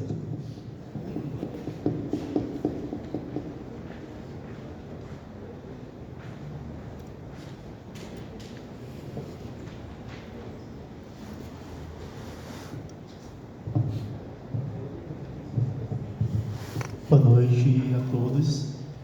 Primeiramente, parabenizar, né, pelas exposições. Foram bem... Anotei bastante coisa aqui, foram bem proveitosas. Meu nome é Lucas, sou acadêmico aqui de Economia da Casa e pesquiso sobre o tema, né, no meu dia a dia. E aí, um ponto que eu quero trazer aqui como provocação, o professor Igor falou muito bem sobre a complexidade, né, de economia que estamos através da análise da pauta exportadora, que vem da teoria lá de Hidalgo, né, e o Hausmann, que ele fala justamente isso, né, que um país, né, uma economia mais com maior complexidade precisa justamente dessa sofisticação, além da diversificação. E aí a gente tem essa vocação de exportação de commodities no Maranhão, né, principalmente. E aí, abrindo parênteses, eu estava até fazendo uma análise essa semana da pauta exportadora maranhense de 97 para 2024. Eu estava vendo o índice lá de Hausmann, que quanto mais próximo de 1, né, isso quer dizer que a economia fica mais concentrada em certos produtos, e mais próximo de 0 consegue ter essa homogeneidade. E aí, por curiosidade, trazendo como contribuição, em média, esse índice do Maranhão está em 0,7, 0,8. Então, quer dizer que realmente há muita concentração em certos produtos que são as commodities. E aí, o ponto que eu trago aqui é o seguinte: que é o tema também, né, desse encontro maranhense, como gerar também desenvolvimento socioeconômico. E a gente consegue gerar mais desenvolvimento socioeconômico através também, a partir do momento que a gente conseguir também exportar produtos com valor mais agregado, com certo grau de sofisticação. E aí, em contrapartida, a gente pensa num caminho mais sustentável, né? Isso energeticamente. E aí a professora Luane trouxe muito bem que tem muitos desafios com a estrutura que temos hoje, né? Com essa vocação de commodities, então há muitos desafios de como estamos hoje para descarbonizar essas operações no porto. E aí o ponto se a gente, para mudar, para a gente conseguir mudar essa perspectiva da vocação de produtos só primários, a gente conseguindo mudar, né, fazendo essa mudança, conseguindo exportar produtos mais sofisticados, partindo dessa premissa que a gente conseguiu. A gente, aí tem aqui a ZPE, né, que vai fomentar mais produtos, né, outro tipo de produtos para exportar, e partindo dessa premissa que a gente conseguiu chegar aqui, a gente tem infraestrutura também para atender e colocar uma energia mais limpa, né, para atender essa estrutura de produtos mais industrializados aqui, não só no Maranhão, mas aqui no Brasil como um todo, visto que a gente já tem um desafio imenso com a estrutura que temos hoje de uma vocação somente de exportação de commodities. Esse é o ponto. Ele quase dá uma palestra, cara.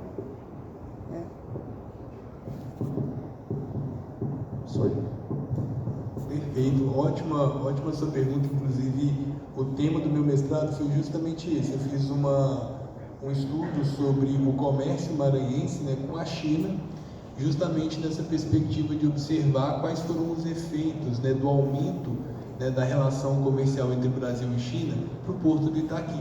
Né? Então isso passa desde o Tegran, né, entre outras ações, né, e até a expansão de infraestrutura do porto para atender a essa demanda. Agora, a sua colocação é muito interessante, porque assim, uma coisa que é imperativa, a gente precisa pensar nisso, é que o Brasil se coloca, né, para o mundo, ele se insere no comércio internacional por meio das commodities, né, principalmente soja, minério de ferro e petróleo. Né? Temos outras, mas a maior concentração está nessas três. O Maranhão, né, é praticamente soja e minério. Aí quando você coloca assim, quais que seriam as possíveis alternativas? É uma pergunta muito complexa de ter uma resposta simples, né? Mas a primeira coisa que a gente precisa pensar são os efeitos, né, dos efeitos, nos malefícios, né, no caso, que essa situação brasileira, né, de exportador de commodities pode trazer em uma eventual crise internacional, por exemplo. Né? A gente sabe que os países produtores de commodities, eles estão mais vulneráveis a eventuais crises externas, justamente por quê? Porque não é uma produção com um alto teor tecnológico, né? Não tem uma sofisticação nisso. Então, assim, uma crise, se você tiver que cortar, você corta, né, evidentemente, aquilo que você pode trocar. Então, assim, se um país africano começa a produzir soja, se o frete for mais barato, a China começa a comprar da África, para de comprar do Brasil, entendeu? Então, assim, isso tem um custo, né, a nível internacional de você se inserir no mercado enquanto um produtor de produtos primários. Então, a aposta, né, ou uma alternativa possível para o Maranhão seria a diversificação da sua pauta exportadora. E aí entra justamente a ZPE, né, que é uma oportunidade do Maranhão aumentar a sua produtividade, o primeiro ponto, e isso vai gerar emprego, isso vai aumentar, isso vai ter um efeito direto no PIB maranhense, né? Então a gente já tem aí um efeito positivo, né, da própria criação. E 2026, né? Não, 2024 foi aprovado, aí é 2 anos para construir. Então em 26 a gente já começa a ter, e queiramos nós, né, eu mineiro, vocês maranhenses, mas todos residentes aqui do estado do Maranhão, que a ZPE traga justamente essa possibilidade de diversificação da pauta exportadora, principalmente por produtos, né, de alto valor agregado, né, que não só ali os produtos primários. Geraldo, quer complementar? Eu queria fazer um complemento. Tem dois itens que fazem parte da balança exportadora do Maranhão, que eles esquecem, que é a alumina, que volta e meia troca de posição com a soja, e o ouro. O Maranhão exporta muito ouro, para quem não sabe. Existe uma mina de Rodolfo Viana que exporta quase tudo que produz. E outra coisa que eu queria dizer é o seguinte: é evidente que todas as economias querem agregar valor às suas exportações. Claro que a gente quer produzir chip de $1.000, eu não estou assim, tamanho de um alfinete, evidente, mas a gente não tem capacidade para isso. Mas tem 3 exemplos de países muito bem desenvolvidos que exportam basicamente commodities: Canadá, com minérios e grãos, Austrália, com carnes e minérios, e Noruega, com petróleo. Então, isso pode ser uma oportunidade também. Eu não gosto de demonizar o commodity, que é o que temos, né? Você imagina se você tirasse dessa bandeira de hoje a soja ou o milho, ia dar um baque violento, né? E isso, bem ou mal, são eles que trazem dólares, trazem divisa para nós. Tá? É isso.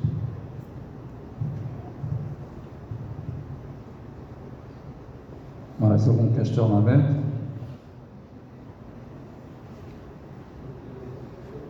Pessoal, nós estamos...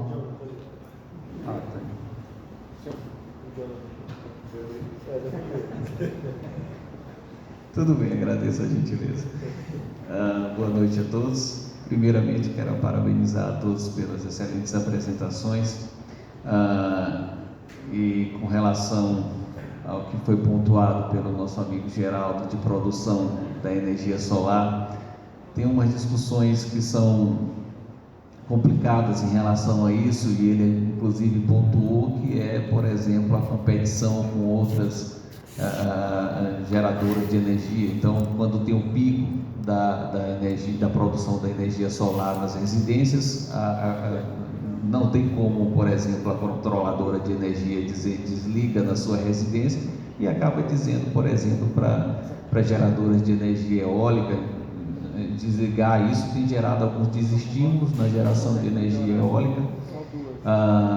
Então, assim, embora tenha se pensado assim, olha, vamos reter essa produção de energia no momento de pico, a eólica fazendo isso, a solar também pensando, mas a residencial não dá para fazer isso, né? E seria extremamente dispendioso armazenar essa energia cada uma das suas residências. Então, assim, é muito complexo, embora seja uma estratégia de energia renovável, é muito complexo, né? E eu até falei ontem dessa questão das áreas que são utilizadas quando não é uma questão residencial, e é a estruturação da produção de energia solar em determinadas áreas que acaba competindo em termos de uso do território. Então, queria ouvir um pouco mais qual é a estratégia nesse sentido, né? Ou seja, está se discutindo, por exemplo, a questão do hidrogênio verde. Não tem a tecnologia, mas tem iniciativas no Ceará. O Piauí também anunciou investimentos significativos nessa temática. O Maranhão está tentando buscar algum parceiro, mas isso não é algo que se resolve no curto prazo. Então, eu queria que vocês avaliassem sobre a perspectiva de cenário nesse sentido. E a apresentação também que foi pontuada sobre, eu vou tentar fazer uma provocação dos 3 palestrantes, né? Foi pontuado sobre, por exemplo, essas questões climáticas, né? Os efeitos que acontecem, que são distintos entre a paisagem da praia e do Urso e o que acontece no território, que é muito mais efeitos climáticos adversos. Eu até pontuei ontem a questão que aconteceu em 2015 do setor primário, que a produção do Maranhão caiu ao nível equivalente a de 2002 e 2003, por exemplo. Foi um efeito climático muito adverso, né? E aí depois teve ganhos significativos. Mas o efeito que acontece para os grandes produtores é muito diferente do que acontece para o pequeno produtor. Os grandes têm estações meteorológicas, eles sabem o que está acontecendo, começam a adotar, por exemplo, tecnologias como pivôs centrais, que quando há uma alteração climática ele consegue superar isso. O pequeno não, falta informação qual é de fato a pluviometria daquele período, e nesse sentido as previsões é de ampliação até do semiárido aqui no Maranhão, né, até 2050. É só olhar, por exemplo, quantos municípios tinha no semiárido, avaliado pela SUDENE nos anos 90 e quanto tem hoje. Tinha 3 municípios, esses 3 municípios permaneceram até a década passada, agora nós já temos 17 municípios, e a previsão é que isso se amplie, né? Começando ali inclusive pela parte sudoeste do Maranhão e chegando ali, se aproximando na parte do bioma amazônico, chegando ali na região das Chapadas das Mesas, por exemplo, e subindo. Então são situações distintas que merecem uma atenção do ponto de vista climatológico, e nessa análise, né, como que a gente pode também fazer com que as pessoas, digamos, de menor renda, de menor acesso ao conhecimento, possam se preparar para esse futuro, no sentido de acessar o conhecimento e conseguir fazer com que elas se adaptem a essas mudanças, como no caso do setor primário, ter acesso ao tipo de cultura que tem que ser adaptada naquele período, porque a mudança climática vai afetar de determinada forma aquele período, né? Então, algumas coisas a serem pensadas. E no caso da apresentação do setor portuário, é até uma discussão que acontece muito sobre PIB. Por exemplo, foi falado de uma competição de investimento entre ampliar a estrutura do porto para que tenha maior capacidade de escoamento e investir em determinadas tecnologias que suprimam, digamos, a emissão de gases do efeito estufa, né? Então essa competição é complicada, então isso compromete de certa forma o PIB, considerando que você está investindo em tecnologias que não necessariamente vai gerar uma ampliação da capacidade produtiva, mas de todo modo esse investimento vai gerar uma melhor qualidade de vida para as pessoas no futuro e melhorar, digamos assim, o bem-estar social, né? Por outro lado, as pessoas dizem, olha, investimento em atenuação das mudanças climáticas vai comprometer tanto por cento do PIB. Nesse aspecto, entendendo assim, no final da história, os fatores climáticos adversos vão diminuir, digamos, a riqueza à medida que destrói determinadas infraestruturas, e o PIB, na verdade, vai ser só de reparação, então não vai ampliar, digamos, o estoque de riqueza do país.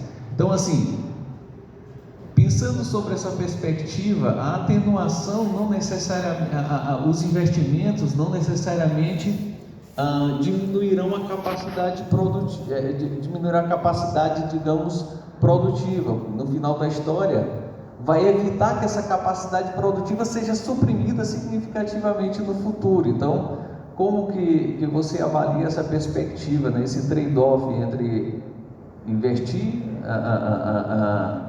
para ampliar a capacidade e, na verdade, investir agora para que essa capacidade não seja comprometida mais ainda no futuro? É basicamente essas as contextualizações que eu queria ouvir de vocês. Obrigado.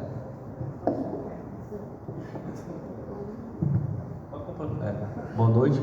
Para a mesa, agradecer primeiramente, né, a excelente contribuição, né, do painel que foi apresentado, né? Meu nome é Jade, sou professor do Departamento de Economia. Muito rapidamente, talvez complemente um pouco o que o Jonathan, né, coloca. Né, lembrar, né, que hoje nós estamos no Dia Mundial do Meio Ambiente, né, que é extremamente simbólico essa mesa, né, que traz questões sobre a questão do meio ambiente, né, desenvolvimento socioeconômico, desenvolvimento sustentável. Mas a minha questão é o seguinte, né, então quando a gente fala, como o Geraldo coloca muito bem essa questão da energia elétrica, dos carros elétricos, etc e tal, né, mas isso tem um contrapeso, né, mas o que fazer com as baterias, né?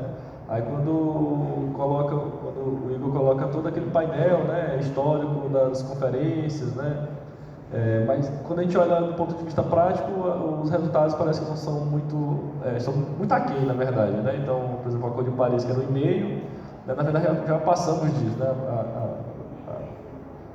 Colocaste muito bem, né, sobre essa questão, já passamos disso, então agora a questão é pelo menos manter o que já tem, na verdade, né? E vale lembrar também que recentemente o governo brasileiro, né, através do Congresso, aprovou o fim do licenciamento ambiental prévio, né? Hoje você meio que, inclusive setores da mineração, né? E outros setores que são mais sensíveis, né?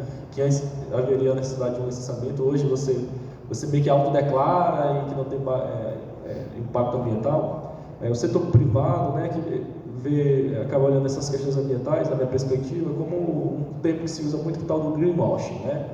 Parece que virou moda, né, essa questão de se banhar de verde para mostrar que está preocupado com algumas questões ambientais, mas na prática, no final do dia, tem que olhar quanto é que tem no caixa da empresa, né? Então, eu queria saber, jogar para a mesa essa questão, né? Como é que vocês observam essas questões, que dialoga um pouco com o que o Jonathan coloca, né?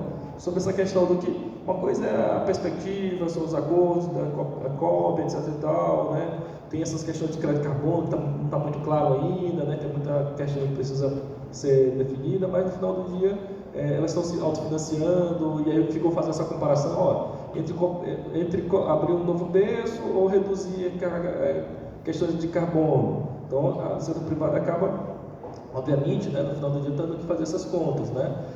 E aí, a minha impressão, e é só uma impressão nesse sentido, né, parece que a gente ainda aposta muito na inovação, ou seja, a inovação vai conseguir resolver os problemas, seja qual for, mas nós vamos criar essa inovação e vai resolver, né? E o mercado vai precificar, né? Aí eu queria saber se é isso mesmo, vocês percebem dessa forma, ou em algum momento a água vai encostar no pescoço e a gente vai ter que mudar a forma de modo de produção, repensar a forma de consumo, né? E, por exemplo, a moda também tem uma interferência muito alta nesse sentido, né? Então, é só para, nesse sentido, para vocês comentarem, se possível, né? Essas questões. Obrigado. Bom, professor, por questão de tempo, encerrou as inscrições, aí os comentários para a gente encerrar. Obrigado. Não, ele vai comentar, mas... Alguns comentários, né? A gente às vezes fala um pouco de mudança climática em relação às questões portuárias, e o que eu apresentei aqui para vocês foi muito voltado à questão da infraestrutura. Mas a mudança climática, ela impacta na movimentação do porto também. A gente está comentando aqui de soja. O ano passado a gente fez uma movimentação muito menor em razão do El Niño. Então o El Niño impactou lá na ponta as plantações, que tiveram que fazer uma rotatividade um pouco maior de culturas, que atrasou esses calendários e que a gente sentiu isso no dia a dia da operação portuária. E às vezes eu comento com a diretoria do porto que não adianta a gente olhar apenas para a infraestrutura. A mudança climática está em absolutamente tudo, porque as cargas que o porto do Itaqui hoje movimenta, todas vão ser impactadas por mudança climática. De granel líquido a gente trabalha derivado de petróleo, e quando começar a entrar outros tipos de combustível, né? Como que esse mercado se sustenta? E de granel sólido a gente trabalha os vegetais que são diretamente impactados pelas mudanças de clima. Então, entrando um pouquinho na pergunta que o professor fez para o Igor, mas a gente só vence isso, a gente percebe isso muito claro nos grandes conglomerados, e os pequenos sofrem ainda mais, porque eles não têm como fazer essa mudança de cultura, apostar em um outro, como agora as culturas agora estão apostando no algodão para ser uma cultura para a soja. Eles não têm esse recurso. Então, para mim, a solução disso é muita cooperação, né? Tentar entrar em cooperativas e em ambientes coletivos para que isso seja vencido. Em relação às questões que foram colocadas, né, hoje é o Dia Mundial do Meio Ambiente, e você vê muitas empresas falando mesmo de meio ambiente hoje, mas não vê no resto do ano, e isso é claramente greenwash. Mas a saída hoje, professor, é você encarar a questão da sustentabilidade como modelo de negócio. E você tem, por exemplo, o Porto do Açu, só para citar um exemplo, em que eles estão localizados em uma reserva que eles mesmos fizeram, uma reserva de patrimônio privado. E essa reserva é 90% da área do porto. Aí você vai dizer, nossa, mas eles investiram numa área gigante de reserva? Não, eles vendem. Se você é uma empresa que você está instalando no porto e você precisa fazer a compensação ambiental, o Porto do Açu vende para você a área de compensação. A área que eles estão recuperando, eles estão gerando crédito de carbono e vendendo. Ou seja, a sustentabilidade é um modelo de negócio para eles. Você tem como rentabilizar isso.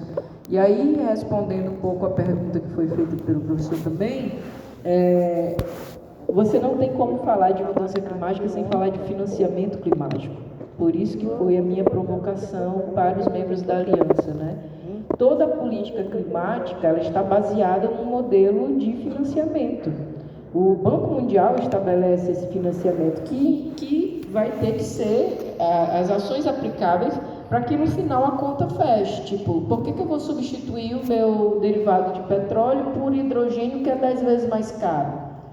Porque na conjuntura global se vai aplicar taxas maiores para o petróleo e incentivos para o hidrogênio, até essa balança equilibrar. Então, não adianta a gente falar de sustentabilidade apenas pelo viés da ecologia. É preciso falar de sustentabilidade pelo viés de financiamento climático, e é isso que a gente tenta fazer lá no Porto também. E é assim que eu consigo passar, né, os projetos e convencer as diretorias a fazer os investimentos.